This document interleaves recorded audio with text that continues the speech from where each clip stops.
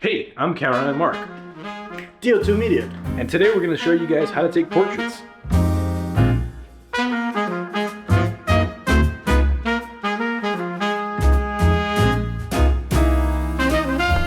So when it comes to shooting focal lengths, we've got a couple different options. Obviously, one of the most common options is shooting at 50 mils, and the other is shooting at 35. Shooting at 50 mils is great because 50 mil is exactly or very close to what the human eye sees. And that's why 50 mils looks really natural. 50 mils is also a super common focal length. And because of that, that means that 50 mil lenses are super cheap.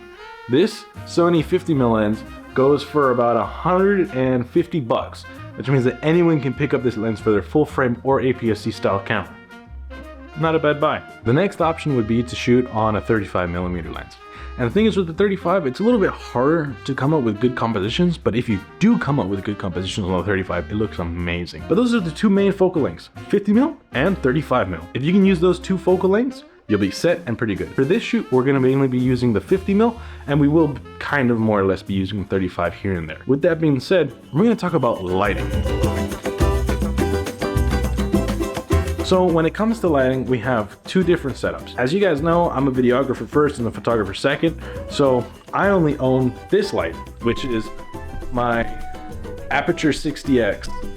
And you know, it's a continuous shooting light, which means that we don't get no flash, we don't get anything. It's just continuously focused light. It's meant for video. Unlike me, Danny over here is a photo first, which means that Danny has flashes and he doesn't have any, or you have some video lights. So we right? use some video lights, but they're definitely not as good quality as yours. I'm more into the flashes for photography.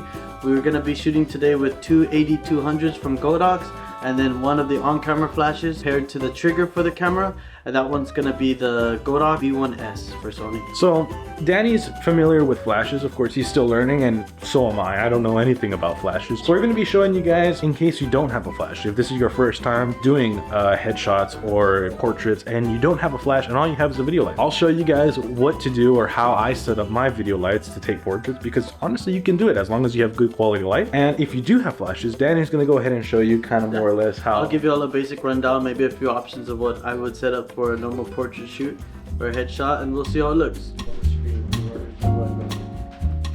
So you guys can see that right here we've got our ring light, and over here we have our key light. Obviously this is really wide because this is 20 mils, but I mean essentially this is the lighting setup. You have your key light and your ring light, and we're getting kind of hit right here. You know, it looks pretty good, all things considered. We have a great backdrop, and if we kind of punch in or bring you guys closer, you guys can kind of see more or less what the lighting setup would look like. And if I raise you up, and even if I change the focal length to this, because we are at a 20mm lens, it's honestly not that bad. It looks pretty good for just having two lights. This is a really good clean setup. If you edit it in post, it looks even better because you're able to bring down the highlights, bring up the shadows, add your own creative look. But with just two lights, this is what you get. It's honestly not that bad. All you really need is two lights and you've got good portraits. So we're gonna take some portraits of Danny and probably take some portraits of me, and then we'll switch over to flash photography. Your head down, yeah. And then look, good shot. Yeah, just like that. Just like that. Sit on top of the chair and see, just like that. Try it. And if you guys want to get a creative shot, you can always open up, because we're shooting right now at 35, we can open up to 28. And this is a cool creative shot. Just kind of like going super wide. And me as well. And there we go.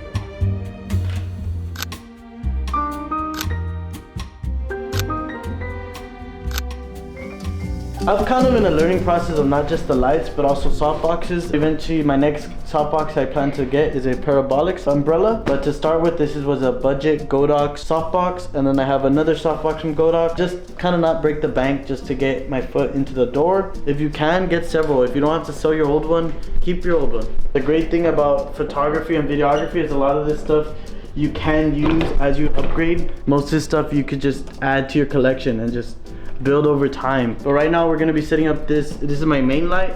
Let me turn it on real quick. The Godox 8200 is amazing. It's not the brightest, but these things last forever. You'll need a C-stand for these kind of lights. Way too heavy with the softbox to be running without a C-stand. So I'm gonna try to angle it around more or less 45 degrees by 45 degrees next to Mark. So 45 to the side and then 45 up, and it's gonna be facing down towards him. So if he's in the middle of the backdrop, this is just to test out the lighting. I am going to set it up around the corner of the paper. I normally like to move the subject a little further back towards the paper just because I'm limited with a backdrop that's around 8.5 to 9 feet tall. Preferably you like your backdrop 10 to 12 feet off the ground just to give you a little bit more room to play with. So I have my key light set up, and then this is going to be my fill light. I normally like to use this to remove any shadows on the face. So the eyelashes, you don't want them causing a shadow in their eyes. Again, different style of shooting. Mark is not, like he says, is not afraid of shadows. Well, I wouldn't say I'm afraid of them. I like to add them after, if that makes sense. I do like to bring as much exposure as light into the photos or videos as possible, and then change it from there. Just different styles of shooting, different styles of editing. I do follow a few different local photographers and try to work with them when I can. This is just a style that I picked up as I went. I like to collect all my knowledge from different photographers, videographers, mix them together and build my own style. At the same time, there is no right or wrong when it comes to this.